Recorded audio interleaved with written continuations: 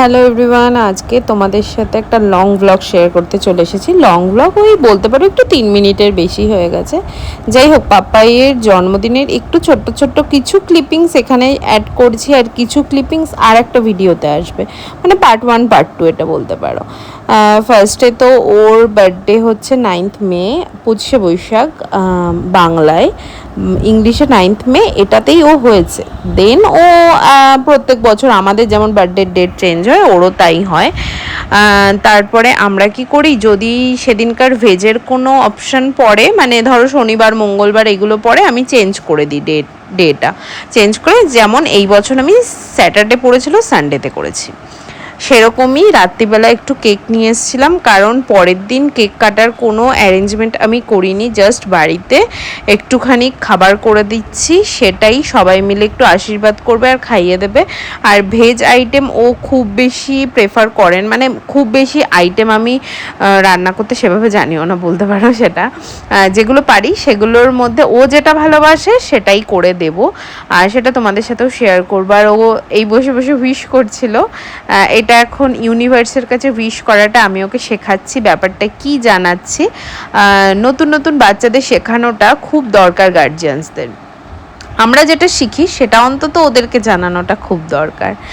তো উইশ করে ব্লো করলো ক্যান্ডেলটা, দেন কাট করলো, পাপাকে খাওয়ালো, আমাকে খাওয়ালো।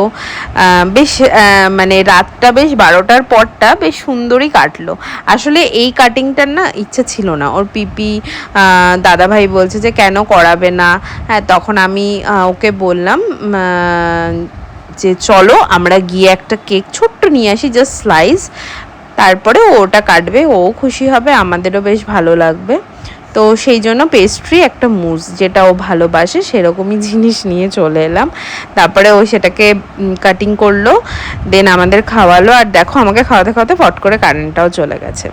যাই হোক, আমরা এইটুকু এনজয়মেন্টটাই বেশ মানে খুব এনজয় করেছি। মানে এইটুকু সময়ের এই ছোটো ছোটো জিনিসগুলো আমাদের লাইফে না খুব দরকার, জানো তো।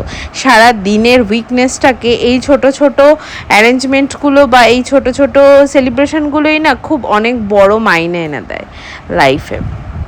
আর এখানে দেখো, ওর একটা ছোট্টবেলার ফটো অ্যাটাচ করে দিলাম তোমাদের সাথে। তারপরেই তোমাদের যেমন বলেছিলাম, দুজনকে খেতে দিয়ে দিলাম, ওকে আর ওর দাদা ভাইকে। দুজনে মিলেই খেতে বসে পড়েছে। আর ও না বেশ সুন্দর কাউন্ট করছিল, জানো তো, সবাই আশীর্বাদ করে কি দিচ্ছে, মানে সবাই আশীর্বাদ করে হাতে ওকে ক্যাশ দিচ্ছিল। ও সেগুলোকে কাউন্ট করে করে জাস্ট ফাটাকসে বলে দিল আমার কাছে আমার আজকে কালেকশন এটা। মানে এখনকার বাচ্চারা কতটা অ্যাডভান্স হয়, সেটাই আমরা নিজেদের মধ্যেও হাসাহাসি করছিলাম ওটা দেখে। আর এই ধান দুব্বোটা না ছোট থেকেই খুব একটা পছন্দ করে না। ছোট্ট যখন ছিল বলতে পারতো না, খুব কাঁদতো এগুলো দিলে। ওই জন্য আমিও কি করি, দিয়ে আমার মাথাটাকে সরিয়ে রাখি, কারণ খাবারে পড়াটাও না খুব বাজে ব্যাপার। কারণ ওই ধান যদি কোনোভাবে পেটে চলে যায়, ওটা বাচ্চাদের জন্যও যেমন ক্ষতিকর, বড়দের জন্যও ক্ষতিকর।